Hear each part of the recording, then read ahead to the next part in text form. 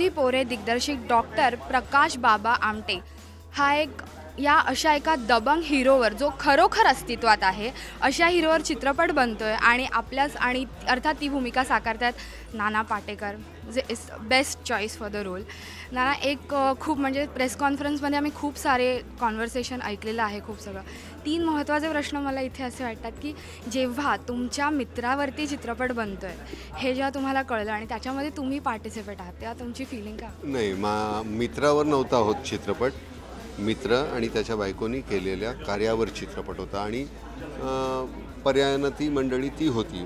माझा तो मित्र म्हणण्यापेक्षा माझा तो थोरला भाऊ आहे. बाबा मला अगदी मुलासारखं करायचं आहे, त्यामुळे मी आमच्या घरातला धाकटा मुलगा आहे. विकास, प्रकाश आणि मग मी. आणि 40 वर्षे प्रकाशला पाहिल्यानंतर म्हणजे विकासला सुद्धा काहीतरी वेगळं आपल्याला करावं लागते असं नव्हतं. त्यामुळे ते जे झालं ते सहज झालं. आणि चित्रपटात काम करत असताना गांधीजी करत असताना तुम्हाला गांधीजींसारखं दिसणं, चालणं, बोलणं पाहिजे. कारण गांधीजी ही व्यक्ती तशी होती. त्यांचं दिसणं हे लोकांना फार महत्त्वाचं. त्यामुळे बेन किंग्सलेनी ते केलं ते फार सुंदर. पण इथे प्रकाशचं काम, त्याची ॲटिट्यूड, त्याचं समर्पण, त्या वृत्तीला कॉपी करायचं. तो चालतो कसा, दिसतो कसा, बोलतो कसा हे महत्त्वाचं. आणि कुठेतरी 40 वर्षामध्ये नकळत कुठेतरी झिरपलंच होतं ते. सोपं गेलं काही, तर फार त्रास वगैरे काही झाला नाही. नाना जेव्हा हा पहिल्यांदा AV पाहिला 8 मिनिटाचा, त्याच्यामध्ये जो काही प्रवास होता तेव्हा एक म्हणतात ना थोडेसे डोळे ओले झाले की काय काय क्षण होते असे जे आम्ही आमच्या आयुष्यात जगलेले नाही. पण आमटे परिवाराने ह्यात एक आनंद शोधला आणि त्याला म्हणजे कदाचित तोच त्यांचा आनंद होता. हे जेव्हा तुम्हाला कळलं तेव्हा ते कसं डिफाईन? गंमत बघ, आता कसं आहे की प्रकाश आणि मंदा हे ज्यावेळी हेमल कशाला गेले, बरं हे काही संन्यासी वृत्तीचे आहेत का? नाही. त्यांनी लग्न केलं, त्यांना मुलं आहेत आणि छान आनंदाने जगले की ते तिथं. असं नाही. फक्त एकच आहे की आपला आयुष्यातला आनंद आपण कुठेच शोधतो हे महत्त्वाचं आहे. त्या आदिवासींसाठी काम करणं, आपण काहीतरी उदात्त करतोय अशी कुठेही भावना नाही. आपण एक काहीतरी हे करूया, या मंडळींना त्यांचा जगण्याचा हक्क मिळून दिला पाहिजे. ते असे का जगतायत? माणूस आहेत, ती माणसांसारखी जगू देत. जनावरांचं आयुष्य का जगतायत? असे पडलेले प्रश्न आणि त्याच्यासाठी सतत काम करणं, आपलं जीवन समर्पित करणं. आणि ह्या समर्पणाच्या वेळी आपलं आयुष्य पुन्हा छान जगायचंच. आणि मस्त जगले. अगदी मी गमतीत त्यांना मी म्हणतो ना की आम्ही पांढरपेशी मंडळी 10 दिवस कुठेतरी निसर्गरम्य ठिकाणी जातो हनीमूनसाठी. तुमचा हनीमून 40 वर्षाचा आहे. गेली 40 वर्षे एका निसर्गरम्य ठिकाणी तुम्ही जाऊन रमलात आणि आता तिथलेच झालात. आदिवासी तुमचे झाले, तुम्ही आदिवासींचे झालात. आणि जे काम त्यांनी करून दाखवलं आहे त्या कामाला पर्याय नाही. कमालीचं आहे ते. त्यामुळे ते इतकं. आणि बरं ते मी करत असताना मला त्यातला आनंद मिळालाच. पण हे काम लोकांच्या समोर ज्यावेळी जाऊन लोक पाहतील आणि ते पाहिल्यानंतर तशी समर्पणाची वृत्ती असलेली मुलं तयार होणं, मुली तयार होणं की असंही एक जीवन असू शकतं. परसेप्शन, टोटल परसेप्शन बदलतं, दृष्टिकोन बदलतो आपला.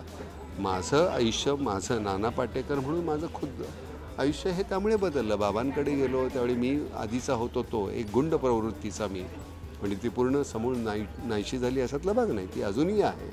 पण तरीसुद्धा ते सगळं जाऊन आज कुठे काहीतरी अतिशय छान प्युरिफाईड असा नाना मला माझ्यामध्ये दिसतो की ते बाबांचं काम, ते विकासचं काम भारती, मंदा, प्रकाश त्यांच्या मुलांनी केलं. आणि ते काम लोकांपर्यंत पोचल्यानंतर काहीतरी खूप समाजामध्ये फार परिवर्तन होईल वगैरे असं नाही, पण ते काम पोचल्यानंतर निश्चितपणे काही मुलं प्रेरित होतील त्यातून. आमचा विश्वास बसेल की असं आहे एवढं आम्हाला तरी AV पाहून तरी नक्कीच वाटलं. हो नाही. आणि तो चित्रपट नाही आहे ग, ते एक वेगळं जगणं आहे. ते जगणं आणि ते जगणं अनुभव. दगबंग पाहत असताना किंवा मग लयभारी पाहत असताना तेव्हा तेही सिनेमे काही वाईट असतात तशातला भाग नाही. करमणूक प्रधान चित्रपट असायलाच हवे. पण असे चित्रपट करताना मला जास्त आनंद, मला वेलकम करताना मला त्यातला आनंद वेगळा असतो. पण हे करताना हे काहीतरी छान, म्हणजे मला समाधानाने अगदी छान मी झोपू शकतो की आपण काहीतरी माणूस म्हणून, नट म्हणून आपलं काही जे देणं होतं ते पूर्ण केलं. हिने किती सुंदर काम केलं. नक्कीच. सोनाली, खास एक प्रश्न तुझ्यासाठी असा आहे की नानांनी हे आयुष्य खरं जवळून पाहिलेलं आहे आणि तू म्हणजे आपण नेहमी भूमिका करत असतो अशा ज्या थोड्या कल्पनेतल्या असतात आणि त्या खुलवलेल्या असतात, आणि तुला एक रिअल भूमिका करायला मिळाली आणि आय गेस ही तुझ्या अख्ख्या करिअरमधली बेस्ट भूमिका असेल असं तुझंही मत असेलच नक्की. तर तो अनुभव कसा होता? अगदी बरोबर म्हणालीस. तो अनुभव आहेच, माझं आयुष्य बदलून टाकणारा अनुभव आहे. पण ना मी आता कुठेतरी नाना सरांबरोबर स्पर्धा करावीशी वाटते आहे की तुम्हाला काही वर्ष जास्त हा परिवार माहिती होता का, आता ती कसर भरून काढायची घाई वाटते आहे. आणि मला खात्री आहे की हा सिनेमा पाहणाऱ्या प्रत्येक व्यक्तीला ती अर्जन्सी निर्माण होईल की मला इतके दिवस कसं काय माहिती नव्हतं ह्या सगळ्या कामाबद्दल. किंवा आपल्या एक साधा प्रश्न असतो की मी अमुक गोष्ट सोशल वर्क म्हणून करते, तर असं म्हणताना मला खूप लाज वाटते की आपण कुठे कधीच काही सोशल वर्क करत नाही. आपण आपली गरज म्हणून काम करत असतो, पण आपल्या आजूबाजूला कितीतरी माणसं असतात ज्यांना हे सोशल वर्क करण्याची गरज वाटते.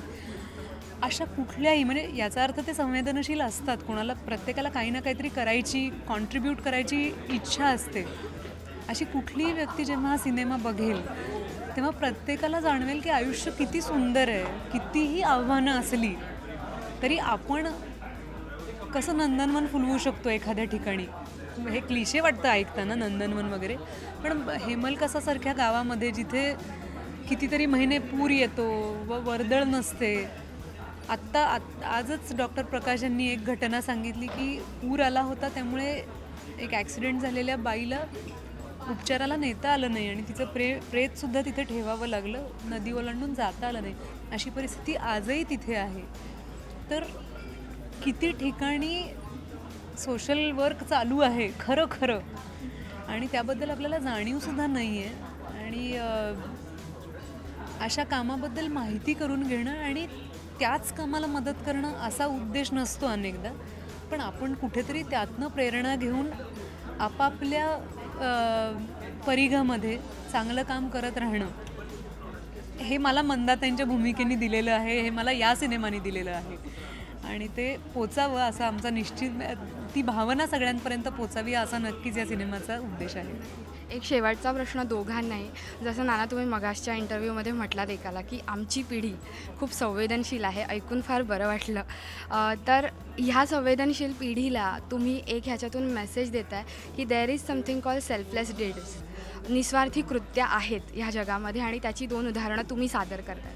तर एकंदर काय सांगाल ह्या पिढीसाठी तुम्ही ह्या चित्रपटात? आमच्या पिढीमध्ये आणि तुमच्या पिढीमधला सगळ्यात महत्त्वाचा फरक, निर्णय घेण्याची ताकद तुमच्या पिढीमध्ये जी आहे ती आमच्या पिढीमध्ये नव्हती.